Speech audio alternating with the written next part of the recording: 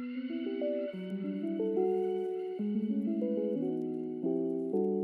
really believe creating beautiful and interesting and maybe hard images or objects to look at is and has always been so important for how we learn to see other people and ourselves. My name is Katya Labowe-Stoll. Oh, that was weird. That was okay. Take two. Action. My name is Katya Labowe-Stoll. I'm from New Haven, Connecticut. Currently living in Los Angeles.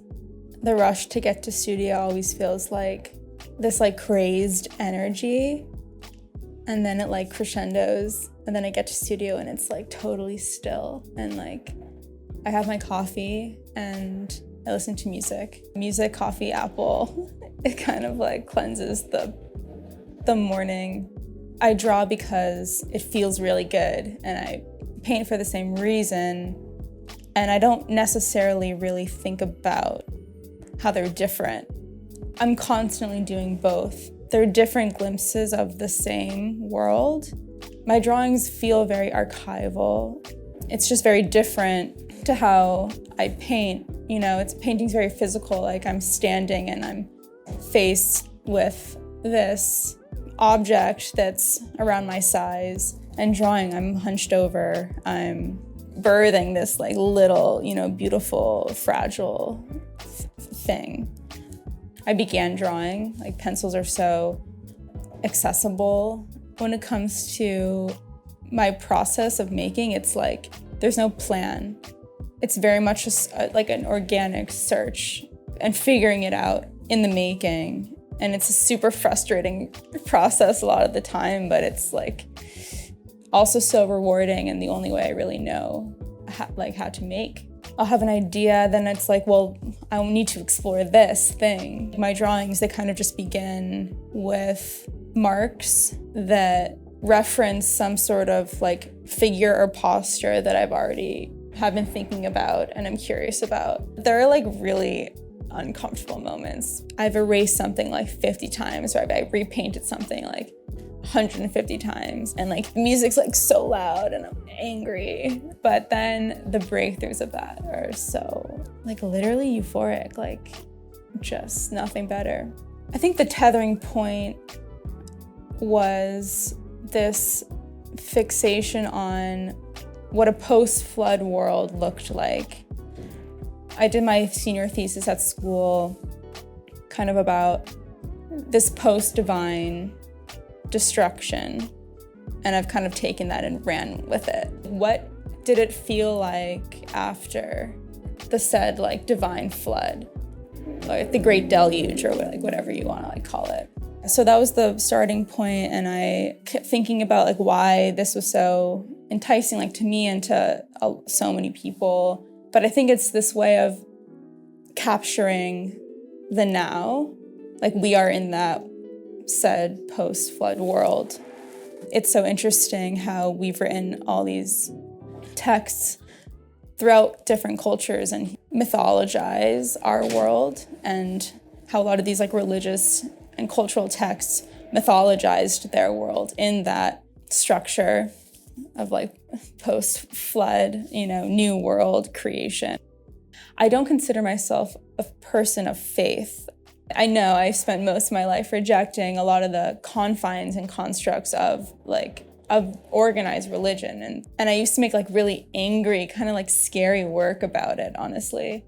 There's no doubt that it's so much of a part of how I was brought up and how I feel the world was kind of created from these written and oral stories of myths and possible beginnings. So yeah, it's definitely a way to tether myself to some point of origin and to some point of existence that feels both really personal and looking into something else.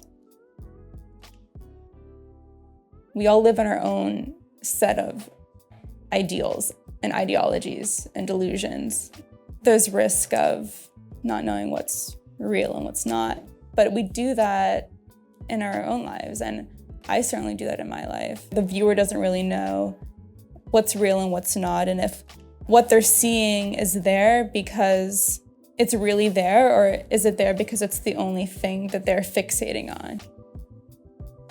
They do feel extremely personal to me, but they also feel like their own entities exploring their own world. But you know, there's moments where I draw someone or paint someone, it feels like their expression or something, or the way they're touching their feet, like it feels like a reflection. I think that's the nature of just creating anything that comes from you. You're drawing from you. But those moments are really like wild. But I like the idea of creating a world that's extremely psychological, the dreaminess of that, of creating a world that's only real to you. I do kind of think about my work as like a chronology almost. From when I first started intentionally making these scenes or spaces or images of these figures in these spaces, I feel like I'm watching them grow up in them. They just feel like early inhabitants, and all the wonder and confusion and burden of that I'm really interested in. Like the grief in that and the wonder in that is so beautiful. And now they've been so wet and damp, dripping with something. And now I'm really interested in them kind of like drying off and like approaching land and exploring that, like a horizon line and roots and mud.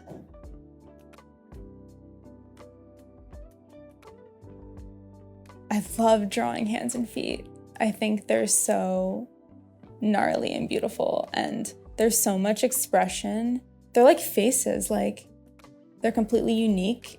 We express the whole range of the emotional spectrum through hands and feet.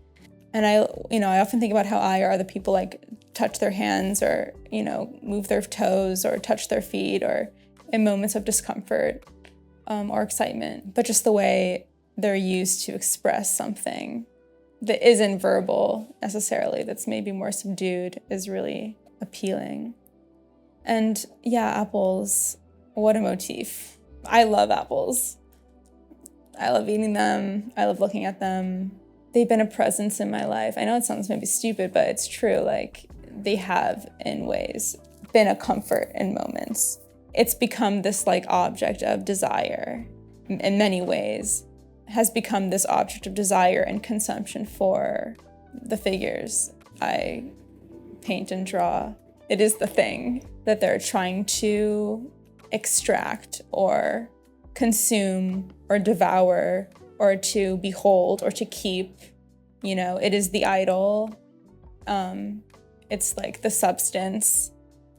And it's also this curse of, again, like mythologizing this thing, that's just an object, where it's like you kind of lose yourself in that.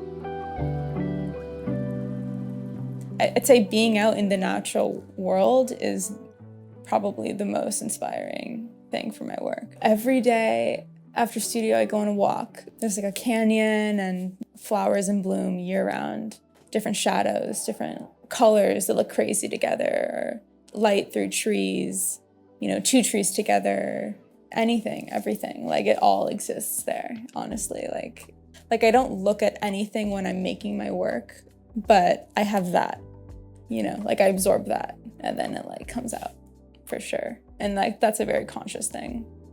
Yeah. I keep artists around me that have been constants. It's very grounding, like companions, Or as I grow in my work, they become relevant in different ways, especially as I age. I think there just was like nothing else I really ever really liked doing. Like when it came down to like what I, how I really wanted to spend my time intentionally, like at a certain point in like junior high school, I could say I've been drawing since I was 5, but like really like intentionally I was like, yeah, this is something real and feels really, really good in a way that is different, like soul level. Being in New Haven, I remember going to the MFA open studios and I was like 14, 15 and like talking to some of the grad students and being like, how did you know if you wanted to study art or like something else and like then do that on the side or whatever? They were like, we just knew. And that's honestly all I needed to kind of reassure the feelings I already had. When I was in high school, I went to this like arts high school for half the day, and I had working painters as my teachers, and they were so inspiring, and they just were like, yeah, you know, do you want to be in a room by yourself all day painting? You should just be an artist. And that was also very encouraging. It's just something I feel like I've always been chasing. Like, it feels like the rush to get to studio in the morning, you know, to be here at like 9. It feels like this like existential rush, this like existential, like I'm running out of time feeling that I have to get there, you know. Like that's ultimately what I just care about. I don't know why, it feels good. Yeah.